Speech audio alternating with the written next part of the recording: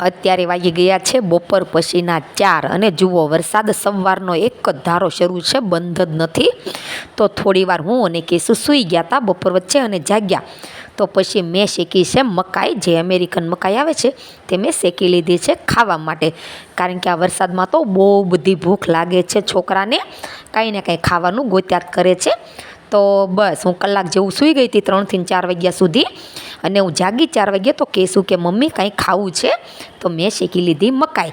તો હું અને કેસુ આ મકાઈ લઈને બેસી ગયા. જુઓ, તો જ્યારે આપણે નાના હતા ત્યારે આવી જ રીતે મકાઈ શેકી ખાતા હતા, પણ અત્યારે આ મકાઈ મેં ગેસ ઉપર શેકી છે ને ત્યારે આવી જ રીતે મકાઈ ચૂલા ઉપર શેકીને ખાતા હતા અને ખૂબ મીઠી લાગતી હતી. તો અહીંયા તો કાંઈ એવી વ્યવસ્થા હોતી નથી, તો મેં ગેસ ઉપર શેકી લીધી છે. તો ચટણી, મીઠું અને જીરું એ મેં મિક્સ કરી લીધું છે આ વાટક્યાની અંદર, અને આ છે લીંબુ.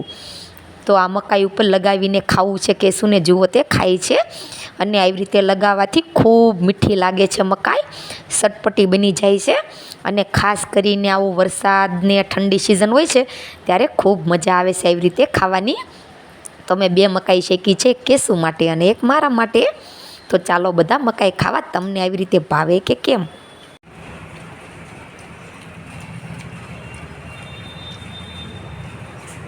ભાવે છે તને? ભાવે છે? સરસ.